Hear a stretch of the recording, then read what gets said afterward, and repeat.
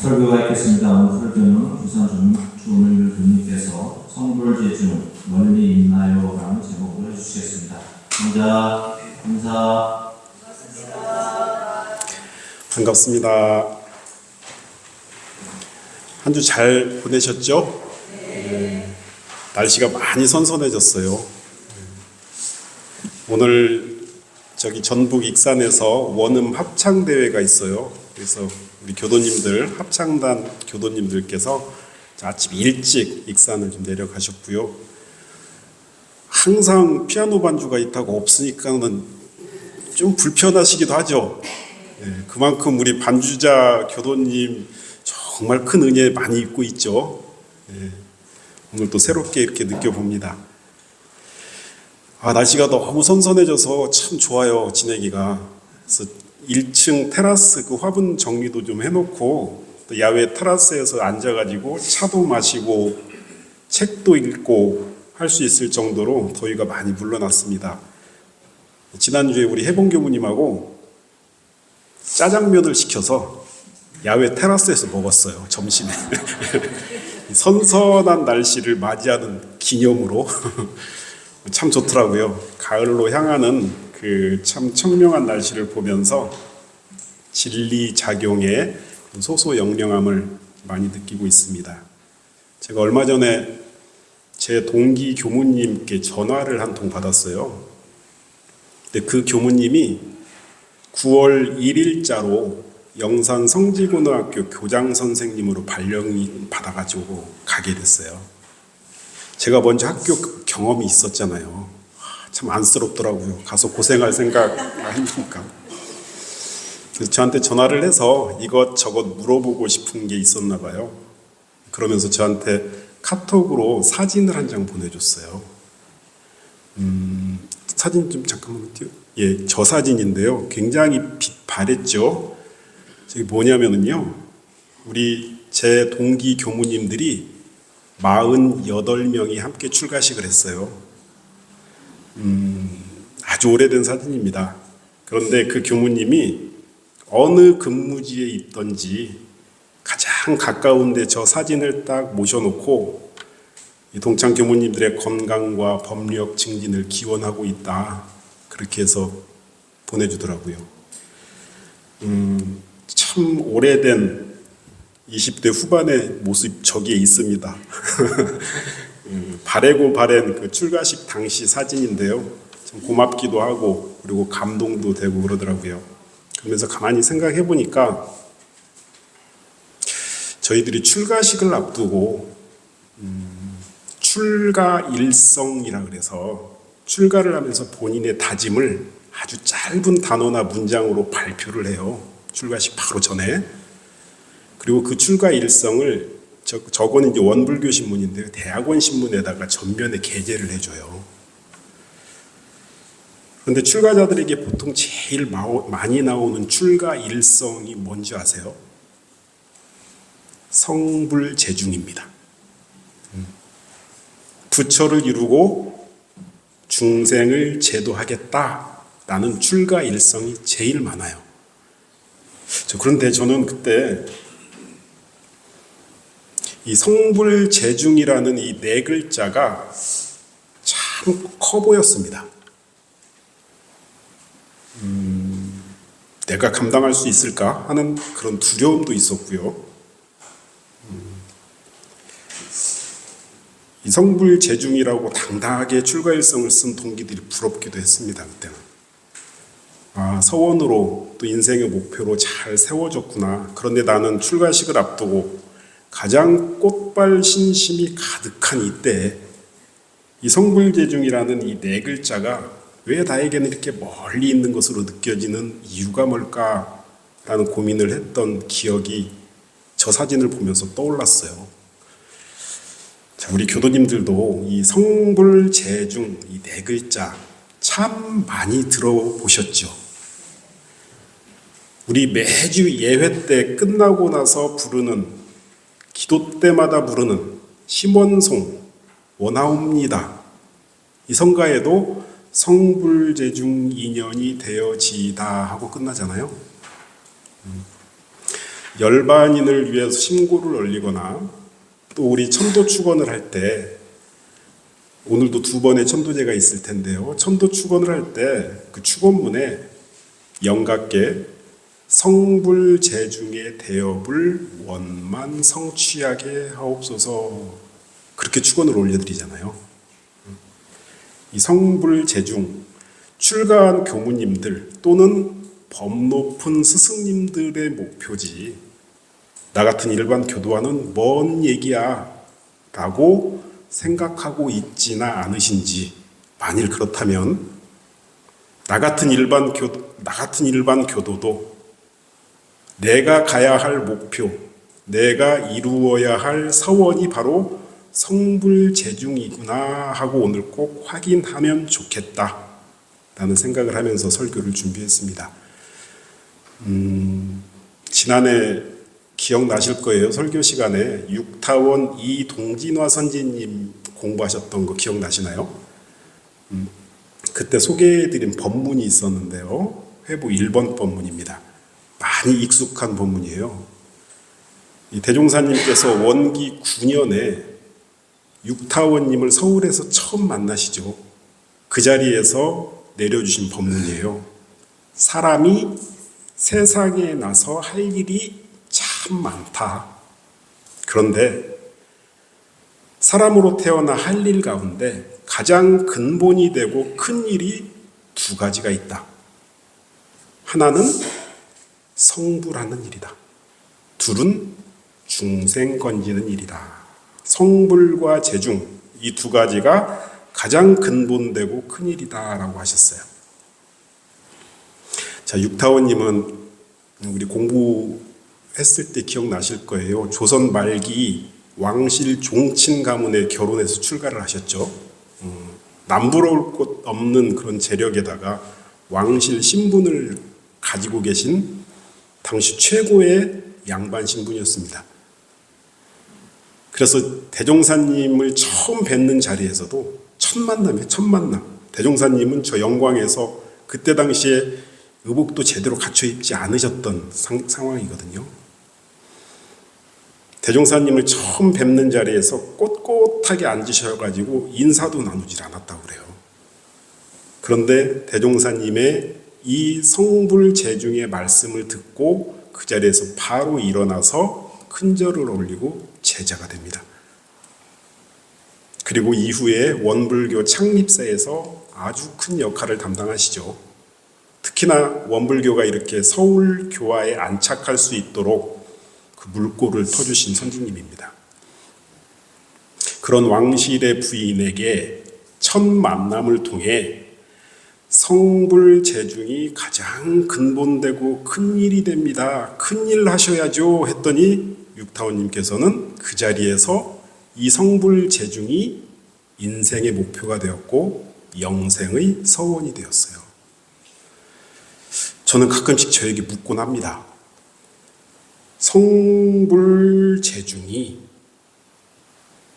너가 살아가면서 가장 큰 일이 되어 있느냐 하고 스스로에게 묻곤 해요. 아니, 저는 이 법문을 받을 때마다 대종사님이 우리들에게 묻고 있는 것 같아요. 뭘 묻고 계시냐면은 너희들에게 가장 큰 일이 성불제중 맞느냐 하고 묻고 계셔요.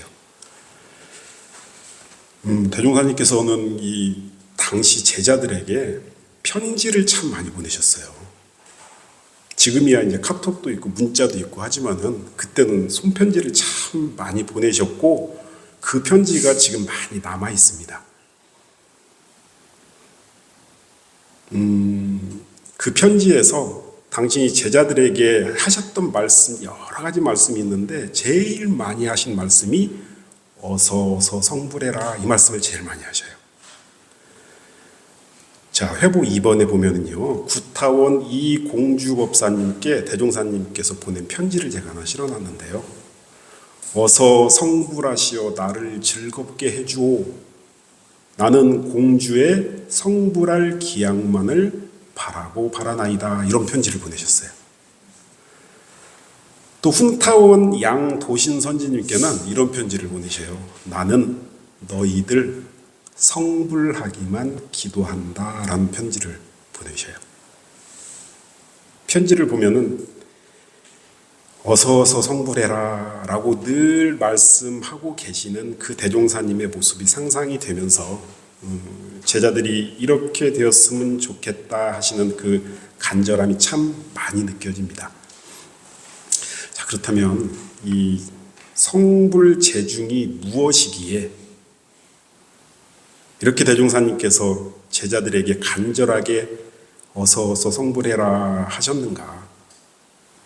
또 원불교 교도로서 우리 인생의 목표, 내 인생에 있어서 가장 큰 일이 왜 성불제중이어야 하나, 이것을 좀 진지하게 생각을 해봐야 될 것 같습니다.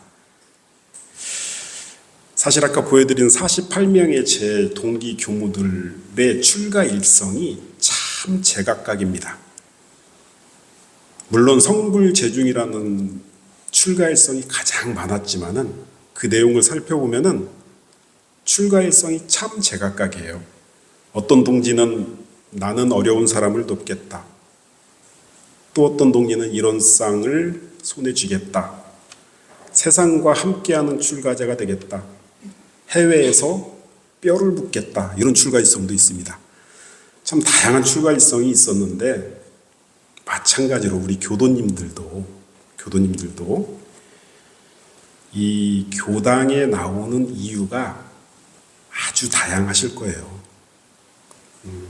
살면서 해결하고자 하는 문제들, 고민과 염려들이 다 해결되고 또 가족의 안녕과 발전을 기원하고 불안한 삶의 문제들이 평온하게 안정되기를 바라며 교당에 나오신 분도 계실 거고요.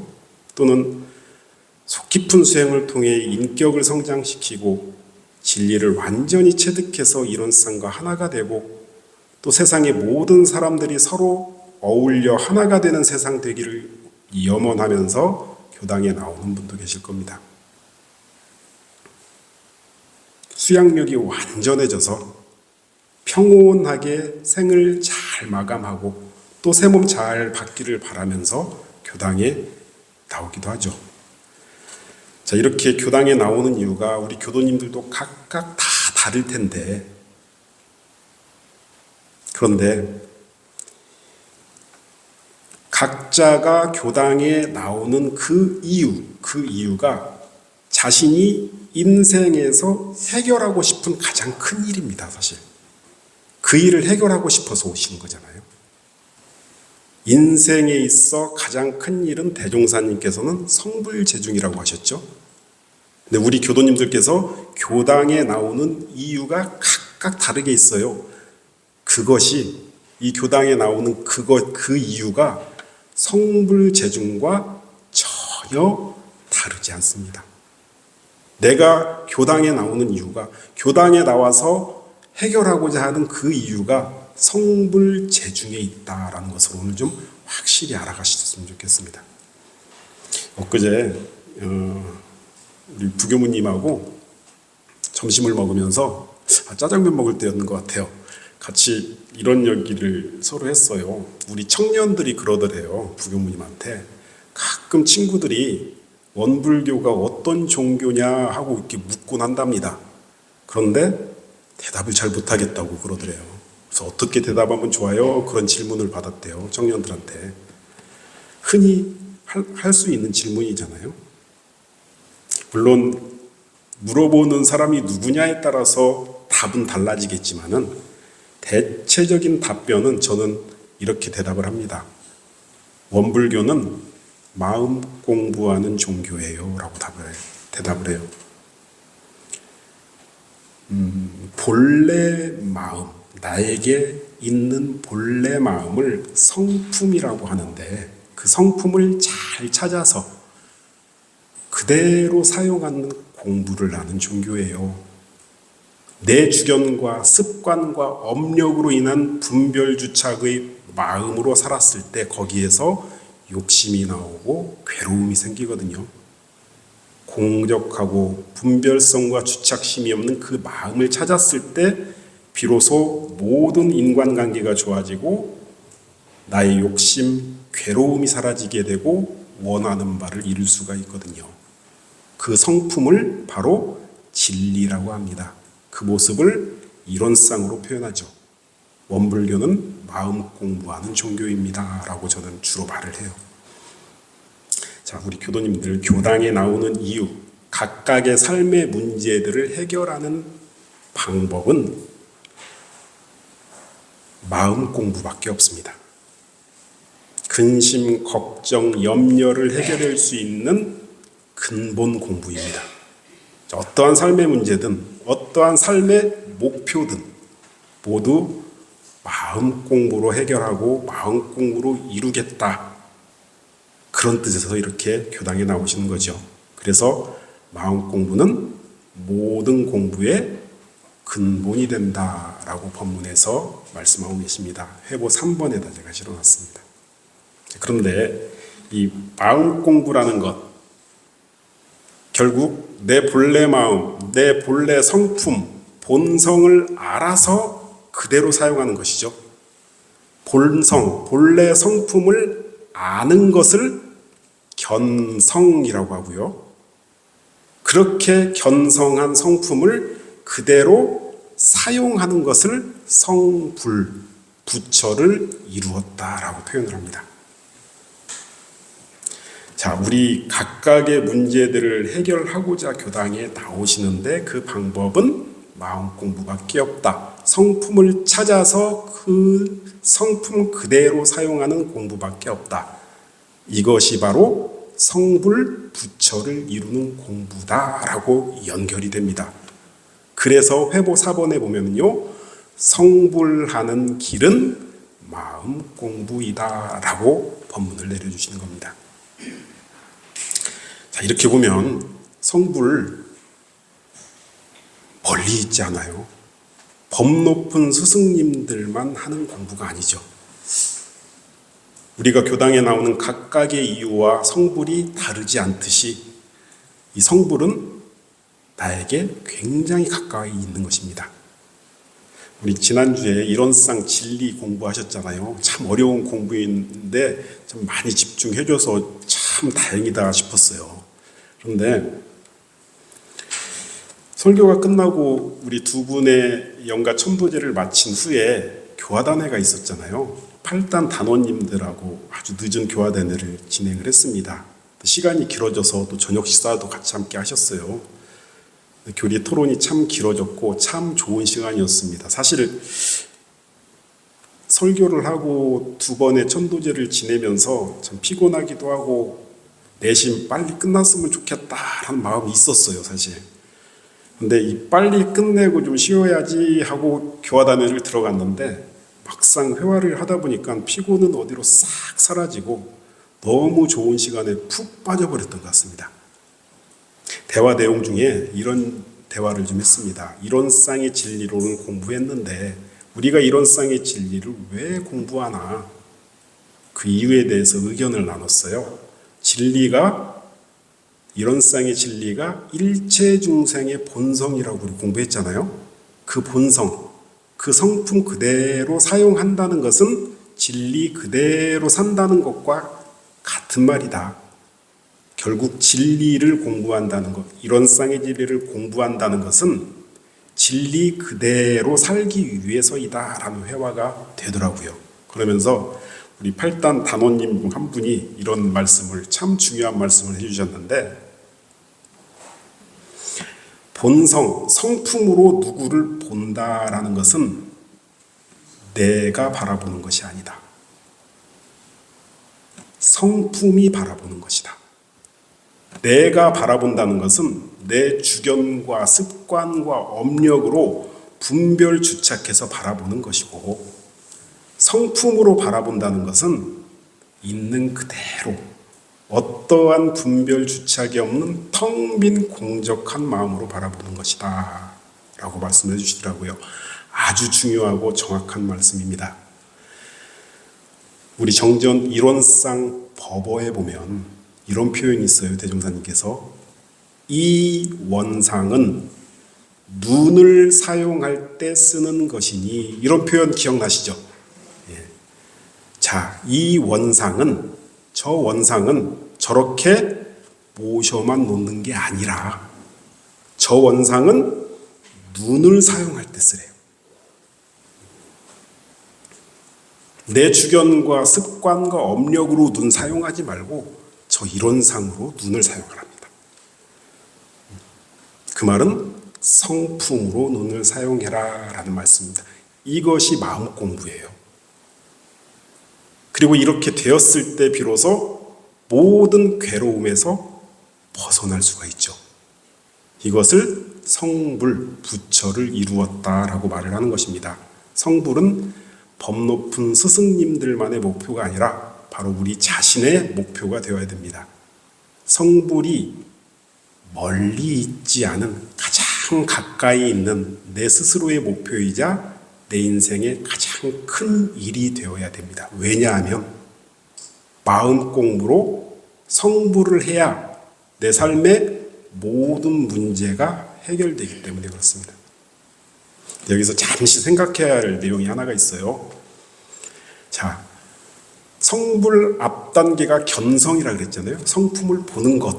그리고 그 본 것을 견성이라 하고 그렇게 보고 아는 성품을 그대로 사용하는 것, 이것이 이제 성불인데, 성품을 보아서 그 성품대로 마음을 사용할 때 한 번 됐다고 해서, 아니 며칠 됐다 그래서 나 성불했다 하면 안 돼요. 언제나 어느 때나 누구를 대하거나 어떠한 상황에서나 항상 늘 성품을 떠나지 않는 마음작용, 바로 도장 딱 찍으면 그 마음이 그대로 나오는 시민이 나왔을 때 비로소 성불을 했다라고 표현을 합니다. 그래서 회보 5번에 이런 법문을 하셔요. 대종사님께서 견성만 하고 성불하는데 공들이지 않으면 별 소용이 없다. 견성하는 공보다 성불에 이르는 공이 더 많이 든다라고 법문을 해주시고 계십니다. 자, 다음에는 우리 재중에 대해서 한번 보시게요. 재중, 중생을 구제한다라는 뜻이거든요. 왜 이 중생을 구제하는 것이 내 인생의 가장 큰 일이 되어야 하는가? 이거 정말 진지하게 살펴봐야 될 것 같아요. 내가 감히 중생을 구제한다고? 나 스스로 나도 구제 못하고 있는데 누구를 구제한다고? 아이고, 내 공부도 열심히 못하는데 어떻게 남을 구제해주나? 흔히 그런 말 하죠. 너나 잘하세요 하는 생각 들죠. 물론 저도 예전에 이런 생각 참 많이 했습니다. 나 같은 중생이 어떻게 감히 누구를 제도하나 하는 이 생각이 대표적인 중생상입니다. 이러한 중생상이 나에게 있다면 대종사님이 말씀하신 인생에 있어서 가장 큰 일이 중생을 제도하는 것이다. 이 법문 말씀은 나와는 멀찍이 떨어져 있는 일이 되겠죠. 내 일이 결코 될 수가 없죠. 저도 공부를 하던 과정에서 이러한 중생상 좋게 표현하면, 중생상을 좋게 표현하면은 겸손입니다. 그런데 조금 강하게 표현하면 퇴굴심이에요. 저에게도 굉장히 많았던 것 같아요. 아시다시피 제가 부교무를 처음 시작한 곳이 익산 정토회관에서 시작을 했는데, 그때 학생법회를 담당했는데 학생들이 참 많이 나왔어요. 어떻게 그렇게 많이 나왔는지 저도 기적 같아요. 100명이 넘었었거든요, 학생들이. 그 중에서 이제 회장단이 있고 단장들이 있잖아요. 이 아이들은 법회 무결석에 신심이 대단한 아이들이었습니다. 비가 오나 눈이 오나 시험 기간이 되나 한 번도 법회에 빠지는 일이 없는 아이들이 회장단과 단장 아이들이었는데, 한 번은 법회 날 하루 전날에 이 부회장 남자아이인데 어머니한테 전화가 왔어요. 지금 만덕산 하선에 정기훈련 가족들이 다 같이 들어왔다. 그런데 얘가 법회 빠지면 안 된다고 자꾸 익산 갔다 오겠다고 한다. 이거 좀 말려줘라. 그런 전화를 저한테 하시더라고요. 전화해서 법회 나온 걸로 해줄게. 거기서 훈련 받고 와. 그랬죠. 그 정도로 신심이 아주 특별한 아이들이었습니다. 그런데 이 아이들이 다 출가를 좀 했으면 좋겠는데 말을 못 하겠는 거예요. 감히 부교무 2년차가 아이들한테 출가를 권한다고? 내가 뭘 안다고? 내가 아이들 출가를 권할 정도로 법력을 갖췄나 하는 마음이 그때 당시에 참 많았습니다. 그래서 출가를 권하지 못했었어요. 그때 당시에 종법사님이 좌사님이셨는데 좌산 종법사님께서 이 총부에서 저녁 식사를 바치시면은 늘 똑같은 시간에 똑같은 코스로 산책을 가셔요. 원광대학교 안에 수목원이라고 있는데 그 수목원을 똑같은 시간에 똑같은 코스로 이렇게 도르셔요. 하루도 빠짐없이. 그 소식을 듣고 제가 언젠가부터 그 똑같은 시간에 수목원 앞에 정토회관하고 수목원이 굉장히 가깝거든요. 그래서 똑같은 시간에 딱 기다렸다가 종법사님께서 산책하러 쫙 가시면 멀찌감치 해서 이렇게 뒤로 절절절절 따라다녔습니다. 근데 하루는 이렇게 당신이 중간에 쉬시는 큰 바위가 하나 있는데 거기에 딱 앉으시더니 저를 이렇게 부르셔요. 그러죠. 또 뭐 묻고 싶은 거 있냐? 그러셔요. 그래서 이때다 싶어서 그 고민을 제가 말씀을 드렸죠. 그랬더니 종법사님께서 그때 이렇게 저에게 말씀을 해주셨어요. 중생을 제도한다는 것은 내가 실력이 있어서 그 실력으로만 하는 게 아니다. 정법에 인연 맺어주는 것만큼 큰 공덕은 없다. 그것이 중생제도다. 어떻게든 출가시켜라. 내 법력으로 하는 것이 아니다. 진리와 스승님께 연결만 해줘도 된다. 그러면은 진리께서 나머지는 다 해주신다. 라고 말씀을 하시더라고요. 회장단 3명, 단장 6명을 다음 해에 다 출가시켰습니다.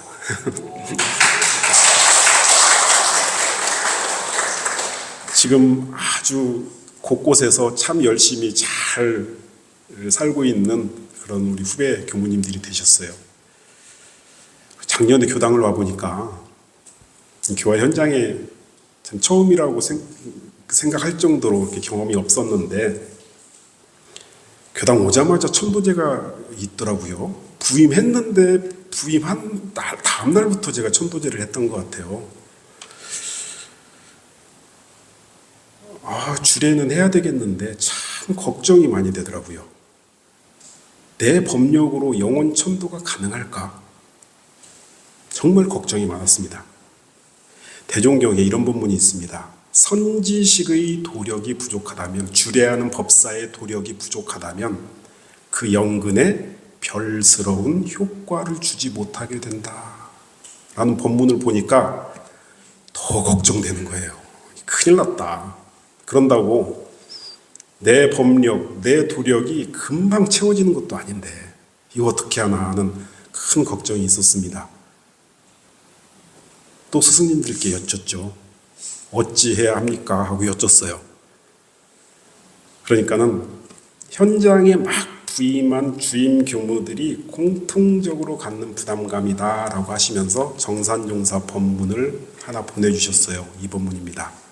제자가 물어요. 큰 도력을 갖추지 못한 교역자가 죄를 모시어도 천도가 되나이까? 하고 물어요. 그랬더니 정산용사님께서 큰 도력을 갖추지 못하였다 할지라도 예전에 정한 대로 사심 없이 정성만 다하면 천도를 받게 되나니라. 그런 법문을 해주셔요. 이 법문을 받아서 읽고 나서 마음이 정말 편안해졌습니다. 그래, 내가 큰 도력이 없다고 제도 못하는 것은 아니구나. 스승님과 진리께 맥을 대주면서 정성만 다하면 되는구나 하고 편안하게 대신 정성스럽게 천도제에 임하고 있습니다. 자, 무슨 말씀을 드리고 싶냐면요.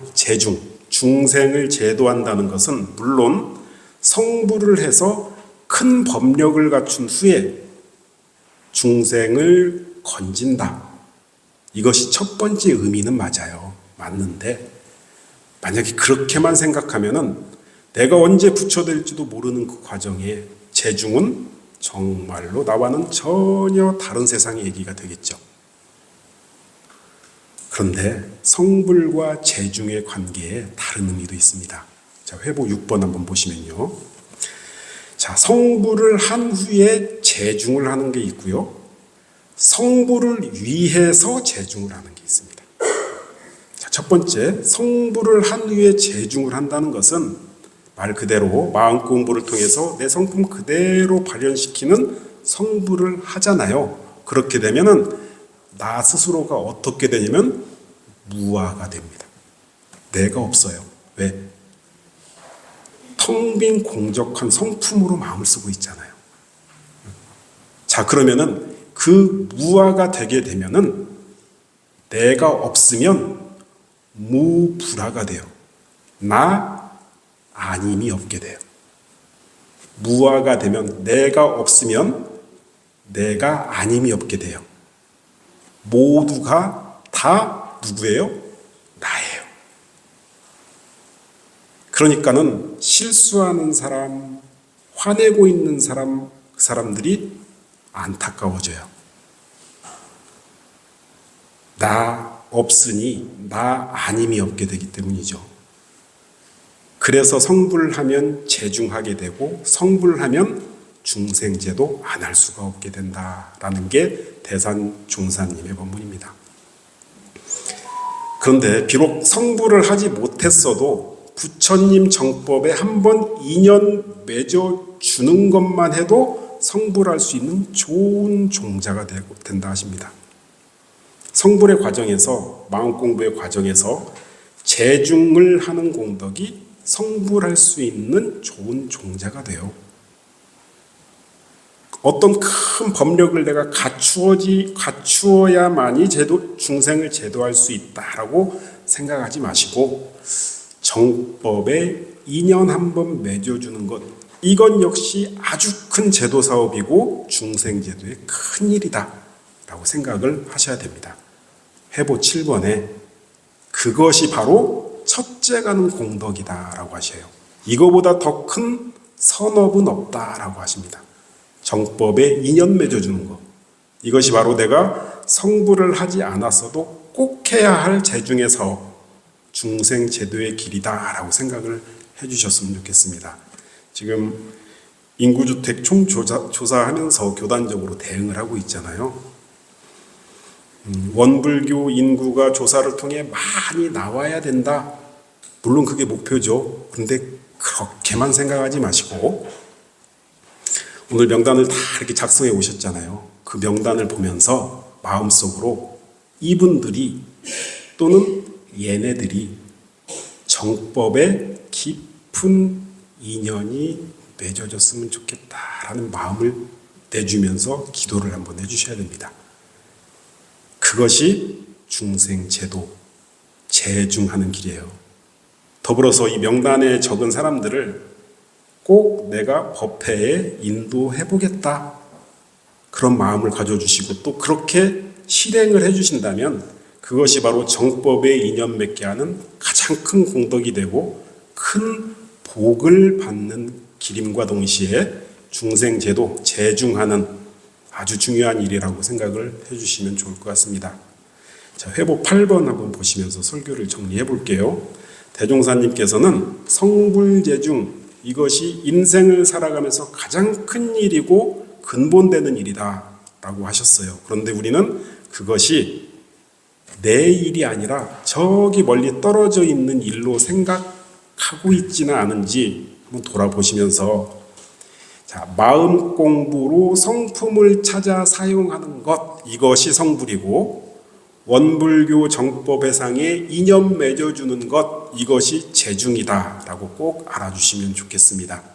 이것이 내가 교당에 나와서 해결하고자 하는 나의 삶의 문제, 삶의 목표를 풀어주는 근본적인 방법이고 또 가장 큰 공덕을 쌓는 길이기 때문에 성불재중은 나와 멀리 있지 않다라고 오늘 설교를 통해서 말씀드렸습니다. 아무쪼록 내 인생에 있어서 가장 큰 일이 성불이고 재중이구나 하는 그런 서원이 더욱 깊어지기를 기원 드리면서 이상 설교 마치겠습니다. 감사합니다.